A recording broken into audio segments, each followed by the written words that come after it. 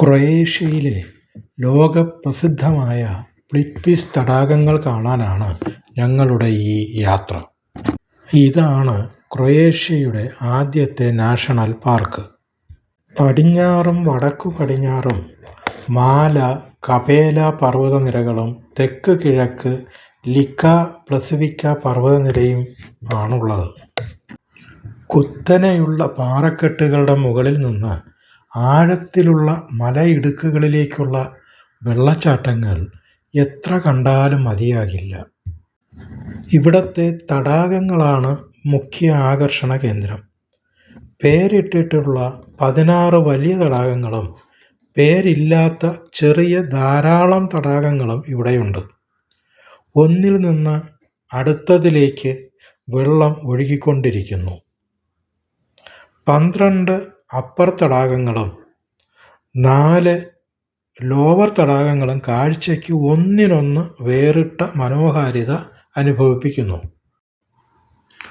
1949 April 8 ഈ ഉദ്യാനത്തെ ദേശീയോദ്യാനമായി Croatia പ്രഖ്യാപിച്ചത്.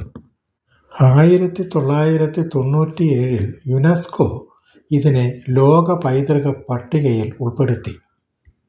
300 ചതുരശ്ര കിലോമീറ്ററിലധികം വ്യാപിച്ചിട്ടുള്ള ഇവിടമാകെ പുൽമേടുകളും കാട്ടുചെടികളും നിറഞ്ഞ് വല്ലാത്തൊരു മനോഹാരിതയാണ് പ്രദാനം ചെയ്യുന്നത്. കൂറ്റൻ ഡോളോമൈറ്റ് പാറകളിലാണ് ഇവിടത്തെ തടാകങ്ങളെല്ലാം രൂപം കൊണ്ടിരിക്കുന്നത്.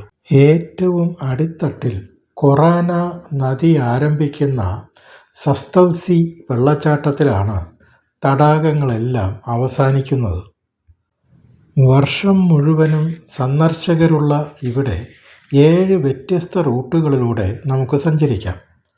18 കിലോമീറ്ററോളം ഹൈക്കിംഗ് നടത്തി ഈ കാനന ഭംഗി ആസ്വദിക്കുന്നവരുണ്ട്. ഞങ്ങൾ 10 കിലോമീറ്ററോളം നടന്നും ഇടയ്ക്ക് ഒരു ബോട്ടിൽ സഞ്ചരിച്ചുമാണ് പാർക്കിൻ്റെ മുകൾ തട്ടിലെത്തിയത്. ഈ ബോട്ട് യാത്ര വല്ലാത്തൊരനുഭവമാണ്.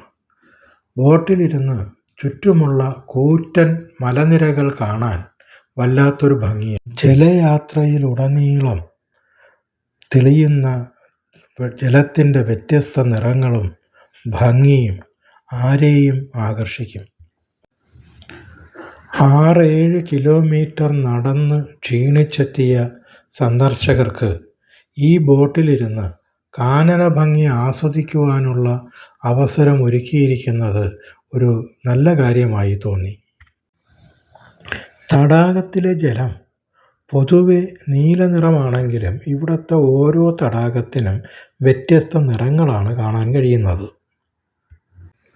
പല നിറത്തിലും വലിപ്പത്തിലുമുള്ള കൂറ്റൻ മരങ്ങളുടെ ഭംഗി ആസ്വദിച്ചുകൊണ്ടുള്ള ആ ജലയാത്ര തുടർന്ന് 4 കിലോമീറ്ററോളം മല കയറുവാനുള്ള ഊർജം പ്രദാനം ചെയ്യും. ഓരോ തടാകത്തിലെയും ധാതുക്കളുടെയും സസ്യങ്ങളുടെയും തോതനുസരിച്ച് സൃഷ്ടിക്കപ്പെടുന്ന നിറവ്യത്യാസം ആസ്വദിച്ചുകൊണ്ട് നമുക്ക് യാത്ര തുടരാം. സൂര്യരശ്മികൾ വെള്ളത്തിൽ പതിക്കുന്നതിൻ്റെ രീതിയും ജീവജാലങ്ങളുടെയും ധാതുക്കളുടെയും എണ്ണവും അനുസരിച്ച് നിമിഷങ്ങൾക്കുള്ളിൽ നിറം മാറുന്ന തടാകത്തിൻ്റെ പ്രത്യേകതകൾ ഈ ജലയാത്രയിൽ നമുക്ക് നേരിട്ട് കണ്ട് അനുഭവിക്കുവാനുള്ള അവസരമുണ്ട്. കാഴ്ചകൾ കണ്ട് നടന്ന് മുകൾത്തട്ടിലെത്തിയ ഞങ്ങളെ ഒരു പ്രത്യേകതരം ബസ്സിൽ താഴെയുള്ള പാർക്കിംഗ് ഏരിയയിൽ എത്തിച്ചു. അടുത്ത കാഴ്ചാനുഭവത്തിനായി ട്രാവലൻസ് ചാനൽ സബ്സ്ക്രൈബ് ചെയ്യുക.